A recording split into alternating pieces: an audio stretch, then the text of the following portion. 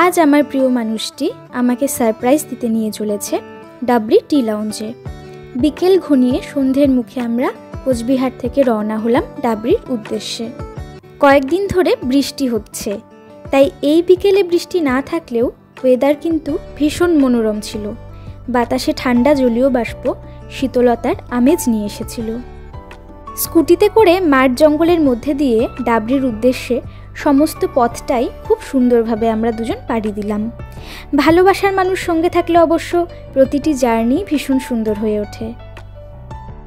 আমার প্রিয় মানুষটি সব সময় চায় আমি কিভাবে ভালো থাকি, আর আমায় ভালো রাখতেই সে মাঝে মধ্যে আমায় নিয়ে লং রাইডে বেরিয়ে পড়ে।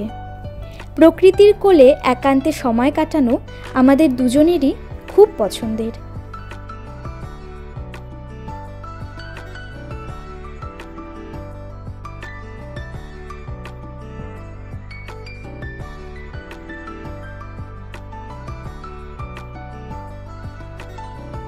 এভাবেই চলতে চলতে আমরা আলিপুর পৌঁছে গেলাম। তারপর ছিন্নমস্তা কালী মায়ের মন্দির ও জংশন পেরিয়ে একেবারে ঘন জঙ্গলের পথ ধরলাম।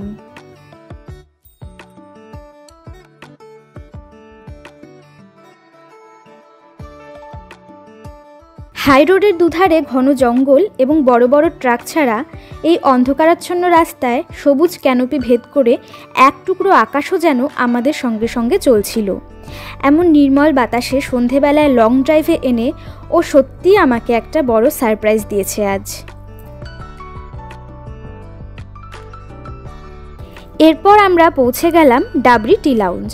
চারিপাশে ডাবরির টি গার্ডেন। এখানে বাতাসে চা পাতার একটা নেশাতুর গন্ধ মিশে রয়েছে।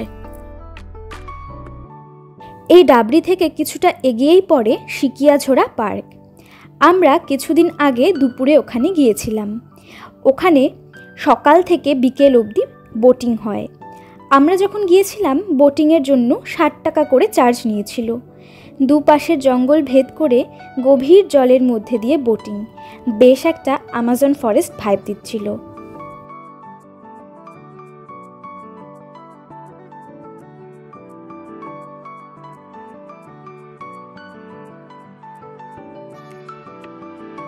তো আবার ফিরে আসি আজকের সন্ধ্যেতে। আমরা কিন্তু ডাবরি ঢুকে পড়েছি। সত্যি বলতে এখানকার অ্যাম্বিয়েন্স খুবই সুন্দর, স্টাফদের ব্যবহারও ভালো। এখানে একদম খোলা পরিবেশ। এই ক্যাফেতে জাস্ট টি গার্ডেন ও ক্যাফের মধ্যে হাফ নেট দেওয়া, তো একদম নিয়ার টু নেচার এক্সপিরিয়েন্স হবে।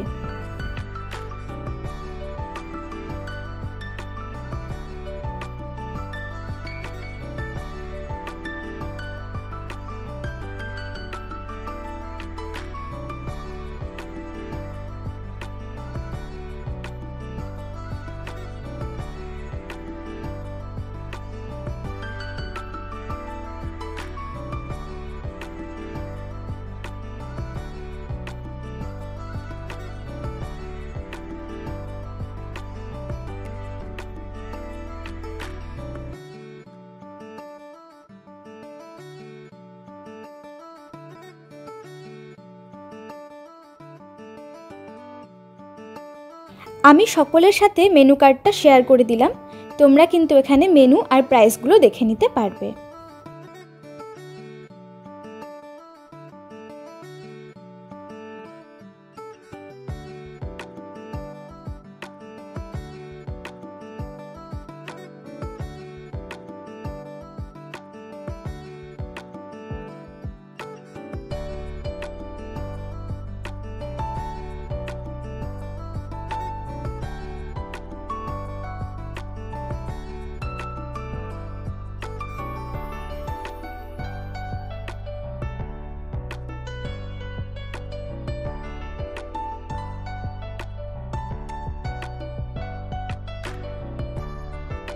আমি নিয়েছিলাম ফার্স্ট ফ্লাশ, ও নিয়েছিল ইংলিশ ব্রেকফাস্ট, আর সঙ্গে ছিল chicken nuggets 6 piece and exotic cookie jar.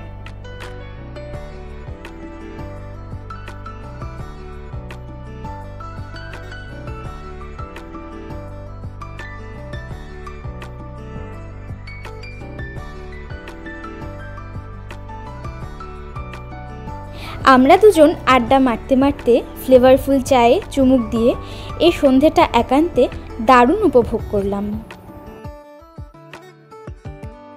তারপর ওদের ভীষণ সুন্দর টি পট আর কাপ সেটগুলো দেখছিলাম। আমার জাপানিজ টি পট সেটটা সবচেয়ে বেশি ভালো লেগেছিল।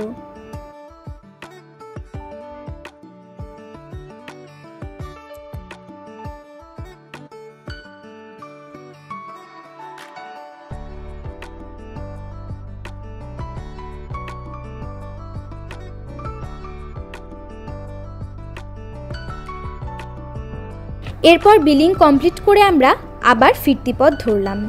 সম্পর্কে এভাবেই আমরা দুজন দুজনকে স্পেশাল সময় দিয়ে থাকি।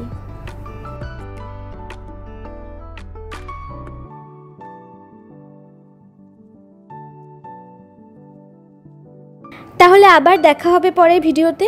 আর যদি এই ভিডিওটা ভালো লেগে থাকে তাহলে please like, comment and share করে দেবেন। চ্যানেলটি সাবস্ক্রাইব করে দেবেন। Thank you.